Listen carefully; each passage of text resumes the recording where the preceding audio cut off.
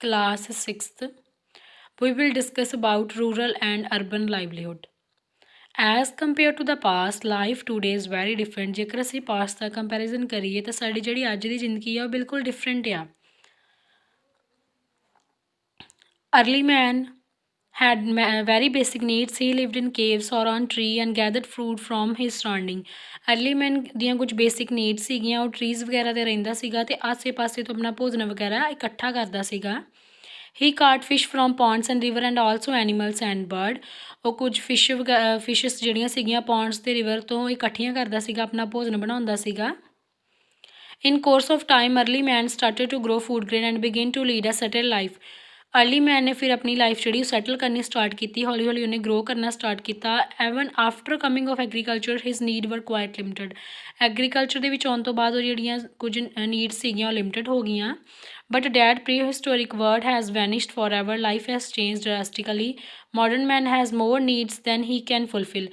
Modern man दियाँ जड़ियाँ needs सीगियां वो दिनों दिन मोर होंदियां गई, जड़ियाँ कि फुलफिल कर सकता सीगा. उन्हें अपनी लाइफ सैटलमेंट इस तरह की.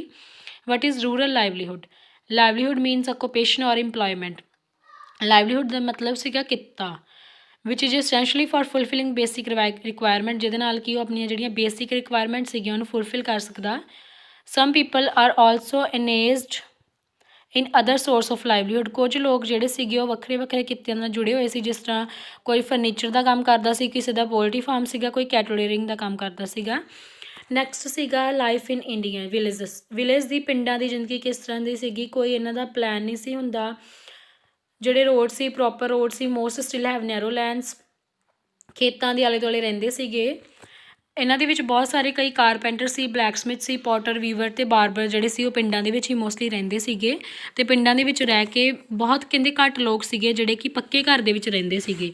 इन्हां दे कोल फैसिलिटीज़ ਜਿਹੜੀਆਂ ਸੀ ਉਹ ਘੱਟ ਸੀਗੀਆਂ. ਨੈਕਸਟ ਸੀਗਾ ਲੈਂਡਲੈਸ ਲੇਬਰ. ਇਹਦੇ ਵਿੱਚ ਉਹ ਪਰਸਨ ਆਉਂਦੇ ਸੀਗੇ ਜਿਨ੍ਹਾਂ ਦੇ ਕੋਲ ਜ਼ਮੀਨ ਬਹੁਤ ਘੱਟ ਹੁੰਦੀ ਸੀਗੀ ਤੇ ਕਿਸੇ ਦੇ ਅਧੀਨ ਕੰਮ ਕਰਕੇ ਜਿਹੜੀ ਆਪਣੀ ਕ੍ਰੌਪ ਸੀ ਉਹ ਸ਼ੇਅਰ ਕਰਦੇ ਸੀਗੇ. ਇਹਨਾਂ ਨੂੰ ਸ਼ੇਅਰ ਕ੍ਰੌਪਰਸ ਕਿਹਾ ਜਾਂਦਾ ਸੀਗਾ.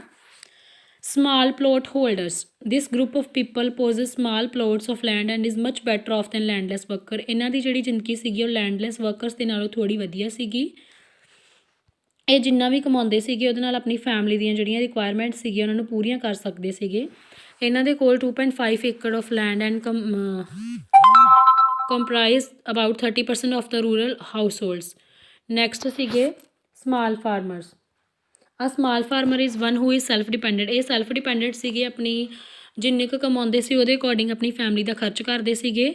ਇਹਨਾਂ ਦੀ ਕੋਈ ਇੰਨੀ ਜ਼ਿਆਦਾ ਪੋਜੀਸ਼ਨ ਨਹੀਂ ਸੀਗੀ ਕਿ ਇਹ ਜਿਹੜੀ ਮਨੀ ਸੀ ਉਹ ਸੇਵ ਕਰ ਸਕਣ. ਇਹਨਾਂ ਦੇ ਕੋਲ ਜਿਹੜੇ ਸੀ 2.5 to 5 ਏਕੜ ਜਿਹੜੀ ਲੈਂਡ ਹੁੰਦੀ ਸੀ, ਆਪਣੀ ਜ਼ਮੀਨ ਹੁੰਦੀ ਸੀ. ਰਿਚ ਫਾਰਮਰਸ ਉਹ ਸੀਗੇ ਜਿਨ੍ਹਾਂ ਦੀ ਕੈਟਾਗਰੀ ਸਭ ਤੋਂ ਬੈਸਟ ਸੀਗੀ. ਅਰਬਨ ਦੇ ਲਾਈਫ ਦੇ ਅਕੋਰਡਿੰਗ ਹੀ ਆਪਣੀ ਜਿਹੜੀ ਲਾਈਫ ਸਪੈਨ ਸੀਗੀ ਉਹ ਸਪੈਂਡ ਕਰਦੇ ਸੀਗੇ. 10% ਜਿਹੜੇ ਲੋਕ ਸੀਗੇ ਉਹ rural households fall in this category ਦੇ ਵਿੱਚ ਆਉਂਦੇ ਸੀਗੇ. ਨੈਕਸਟ ਸੀਗਾ modes of livelihood in urban areas. Growth of towns ਦੀ ਗਰੋਥ ਕਿਸ ਤਰ੍ਹਾਂ ਹੋਈ, ਹੌਲੀ ਹੌਲੀ ਜਿਹੜੀ ਸੀ ਉਹ ਸ਼ਹਿਰਾਂ ਦੀ ਗਰੋਥ ਹੋਣੀ ਸਟਾਰਟ ਹੋ ਗਈ. ਇਹਦੇ ਵਿੱਚ ਕੁਝ ਜਿਹੜੇ ਸੀਗੇ ਜਿਸ ਤਰ੍ਹਾਂ ਰਿਲੀਜੀਅਸ ਟਾਊਨ ਸੀ ਭੁਵਨੇਸ਼ਵਰ. ਇਹਦੇ ਇਸੇ ਤਰ੍ਹਾਂ ਹੀ ਜਿਸ ਤਰ੍ਹਾਂ ਇਹਨਾਂ ਦੀ ਜਿਹੜੀਆਂ ਫੈਸਿਲਿਟੀਜ਼ ਇਹਨਾਂ ਨੂੰ ਵਧੀਆ ਮਿਲਦੀਆਂ ਗਈਆਂ, ਇੱਥੇ ਜਿਹੜੀ ਟ੍ਰੈਫਿਕ ਦੀ ਸਮੱਸਿਆ ਸੀਗੀ ਉਹ ਥੋੜ੍ਹੀ ਜ਼ਿਆਦਾ ਹੋ ਗਈ. ਕੰਜੈਸ਼ਨ ਹੋ ਗਿਆ, population, heavy traffic, breakdown of electrical and water supplies etcetera in recent years. ਇਹਨਾਂ ਸਾਲਾਂ ਦੇ ਵਿੱਚ ਜਿਹੜੀ ਭੀੜ ਭੜੱਕਾ ਸੀ ਉਹ ਜ਼ਿਆਦਾ ਵੱਧ ਗਿਆ. ਪੋਲਿਊਸ਼ਨ ਕ੍ਰੀਏਟ ਹੋ ਗਿਆ, ਹੈਵੀ ਟ੍ਰੈਫਿਕ ਹੋ ਗਈ ਅਤੇ ਬਹੁਤ ਸਾਰੀਆਂ ਇਹਨਾਂ ਨੂੰ ਨਾਲ ਦੀ ਨਾਲ ਪ੍ਰੋਬਲਮਸ ਵੀ ਆਈਆਂ. ਬਟ ਇੱਧਰ ਫੈਸਿਲਿਟੀਜ਼ ਵੀ ਬਹੁਤ ਸਾਰੀਆਂ ਸੀਗੀਆਂ ਜਿਹੜੀਆਂ ਬੱਚਿਆਂ ਲਈ ਐਜੂਕੇਸ਼ਨ ਫੈਸਿਲਿਟੀਜ਼ ਸੀਗੀਆਂ. ਇੰਪਲੋਇਮੈਂਟ ਓਪਰਚੁਨਿਟੀਜ਼ ਜਿਹੜੀਆਂ ਸੀ ਉਹ ਬਹੁਤ ਵਧੀਆ ਸੀਗੀਆਂ. Occupation. Difference between primary, secondary ਔਰ tertiary occupation. Occupations are generally divided into 3 categories ਦੇ ਵਿੱਚ ਇਹਨਾਂ ਨੂੰ ਡਿਵਾਈਡ ਕੀਤਾ ਗਿਆ ਸੀ. Primary occupation, such occupation in which people are engaged in deriving useful goods for natural resource are known as primary occupation. ਜਿਸ ਤਰ੍ਹਾਂ ਐਗਰੀਕਲਚਰ ਸੀਗੇ, forestry, cattle rearing, dairy farming, fishing ਵਗੈਰਾ ਦੇ ਜਿਹੜੇ ਲੋਕ ਸੀਗੇ ਉਹ ਪ੍ਰਾਇਮਰੀ ਆਕੂਪੇਸ਼ਨ ਨੂੰ ਬਿਲੋਂਗ ਕਰਦੇ ਸੀਗੇ. ਸੈਕੰਡਰੀ ਆਕੂਪੇਸ਼ਨ ਸੀਗਾ include processing of raw material such as agriculture produce, minerals, fish etcetera into utility goods by hand or by machines. ਇਹਦੇ ਵਿੱਚ ਆ ਜਾਂਦੀਆਂ ਸੀਗੀਆਂ steel and iron industries, textile industries, leather industries, paper mills etcetera. Next ਸੀਗੀਆਂ third tertiary occupations. ਇਹ ਉਹ occupation ਸੀਗੇ ਇਹਦੇ ਵਿੱਚ ਬੈਂਕਿੰਗ, ਰੇਲਵੇ ਐਂਡ ਟੀਚਿੰਗ ਦੇ ਨਾਲ ਰਿਲੇਟਡ ਆਕੂਪੇਸ਼ਨ ਸੀਗੇ, ਕਿੱਤੇ ਸੀਗੇ.